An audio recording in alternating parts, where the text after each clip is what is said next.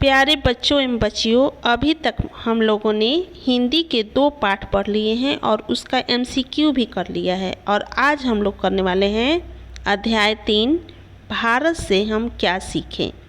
इसके लेखक हैं मैक्स मूलर। तो लेखक से क्वेश्चन आते हैं हर साल, प्रीवियस ईयर क्वेश्चन आप देख लीजिए। 1-2 क्वेश्चन लेखक और लेखक परिचय से आते हैं। तो चलिए हम लोग शुरू करते हैं।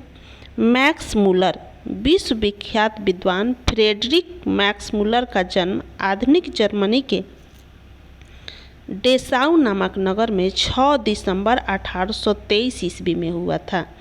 तो यहाँ से 2 क्वेश्चन बनते हैं कि उनका जन्म कहाँ हुआ था।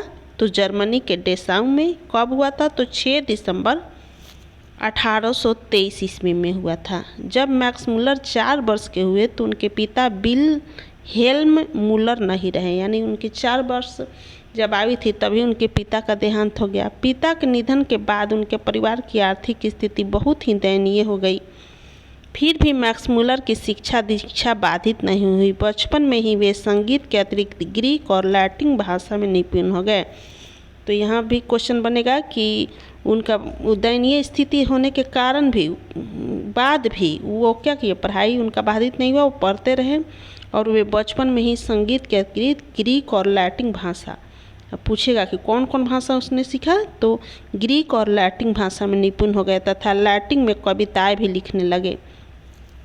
18 वर्ष की उम्र में लीपजिंग विश्वविद्यालय में उन्होंने संस्कृत का अध्ययन आरंभ कर दिया। उन्होंने हितोपदेश का जर्मन भाषा में अनुवाद प्रकाशित करवाया। इसी समय उन्होंने कंठ और केन आदि उपनिषदों का जर्मन भाषा में अनुवाद करवाया। अब यहाँ पूछेगा कि ये किस पुस्तक का जर्मन भाषा में अनुवाद करवाया था। हितोपदेश का, और कंठ और केन का भी उन्होंने जर्मन भाषा में अनुवाद कराया तथा मेघदूत का जर्मन पदानुवाद कराया। तो यहाँ देखो, हितोपदेश, कंठ, केन, उपनिषद एवं मेघदूत का इन्होंने क्या किया है, जर्मनी भाषा में, क्योंकि वो जर्मनी के थे तो जर्मनी भाषा में उन्होंने उसका अनुवाद करवाया। मैक्स मूलर उन थोड़े से पाश्चात्य विद्वानों में अग्रणी माने जाते हैं जिन्होंने वैदिक तत्वज्ञान को मानव सभ्यता का मूल स्रोत माना है। वे वैदिक तत्वज्ञान को बहुत मानते थे, इसलिए स्वामी विवेकानंद ने उन्हें वेदांतियों का भी वेदांती कहा है। अब यहाँ क्वेश्चन पूछेगा कि किसे स्वामी विवेकानंद ने वेदांतियों का वेदांती कहा है, तो मैक्स मूलर को। या फिर इस उलट के पूछ सकता है कि मैक्स मूलर को किसने वेदांतियों का भी वेदांती कहा, तो स्वामी विवेकानंद। जैसे भी उलट के आएगा आप लोग बना लेंगे। उनका भारत के प्रति अनुराग जग जाहिर है। उन्होंने भारतवासियों के पूर्वजों की चिंतन राशि को यथार्थ रूप में लोगों के सामने प्रकट किया। उनके प्रकांड पांडित्य से प्रभावित होकर सम्राज्ञी विक्टोरिया ने 1868 ईस्वी में उन्हें अपने ओसबोर्न प्रासाद में ऋग्वेद तथा संस्कृत के साथ यूरोपीय भाषाओं की तुलना आदि विषय पर आख्यान देने के लिए आमंत्रित किया। तो यहाँ क्वेश्चन पूछेगा कि सम्राज्ञी विक्टोरिया ने उन्हें किस पर आख्यान देने के लिए बुलाया, तो ऋग्वेद तथा संस्कृत के साथ यूरोपीय भाषा की तुलना पर। उसके भाषण से खुश होकर महारानी विक्टोरिया ने उन्हें नाइट की उपाधि प्रदान की, किंतु उन्होंने यह पदवी अत्यंत तुच्छ लगी और वे अस्वीकार कर दिए। यहाँ क्वेश्चन पूछेगा कि महारानी विक्टोरिया ने मैक्स मूलर को कौन सी पदवी दी, तो नाइट। उन्होंने लिया कि नहीं, तो नहीं लिया। भारत भक्त संस्कृतानुरागी एवं वेदों के प्रति अगाध आस्था रखने वाले फ्रेडरिक मैक्स मूलर 28 अक्टूबर सन 1919 ईस्वी में निधन हो गया। उनका निधन कब हुआ, तो 28 अक्टूबर सन 1900 ईस्वी में। प्रस्तुत आलेख वस्तुतः भारतीय सिविल सेवा चयनित युवा अंग्रेज अधिकारियों के आगमन के अवसर पर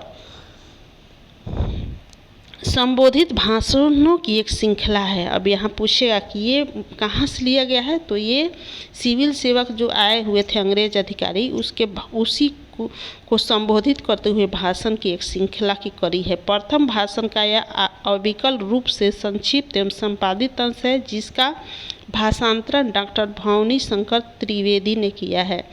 तो यहाँ पूछेगा कि इसका ये जो कड़ी है सिविल सेवा अधिकारियों को संबोधन का, इसका भाषांतरण किसने किया है, तो डॉक्टर भवानी शंकर त्रिवेदी ने। भाषण में मैक्स मूलर ने भारत की प्राचीनतम विलक्षणता का प्रतिपादन करते हुए 9 आगंतुक अधिकारियों को यह बताया है कि विश्व की सभ्यता भारत से बहुत कुछ सीखती और ग्रहण करती आई है। उनके लिए भी यह सौभाग्यपूर्ण अवसर है कि वे इस विलक्षण देश और उसकी सभ्यता संस्कृति से बहुत कुछ सीख जान सकते हैं। यह भाषण आज भी उतना ही प्रासंगिक है, बल्कि स्वदेशाभिमान के विलोपन के इस दौर में इस भाषण की विशेष सार्थकता है। नई पीढ़ी अपने देश तथा इसकी प्राचीन सभ्यता, संस्कृति, ज्ञान, साधना, प्रकृति वैभव आदि की महत्ता का प्रामाणिक ज्ञान प्रस्तुत भाषण में प्राप्त कर सकेगी। तो आज हम लोग ये मैक्स मुलर के बारे में पढ़े और भारत के बारे में इनका जो नज़रिया था बहुत ही अच्छा था, बहुत अच्छा इनका विचार था भारत के प्रति। तो आज हम लोग ने मैक्स मुलर के बारे में पढ़ा। निश्चित ही आप लोग को बहुत अच्छे से समझ गए होंगे आप। इसके बाद मैं इसका एक MCQ लाऊंगी, तो उसमें आप लोग देखिएगा कि कितना सही हो रहा है। धन्यवाद।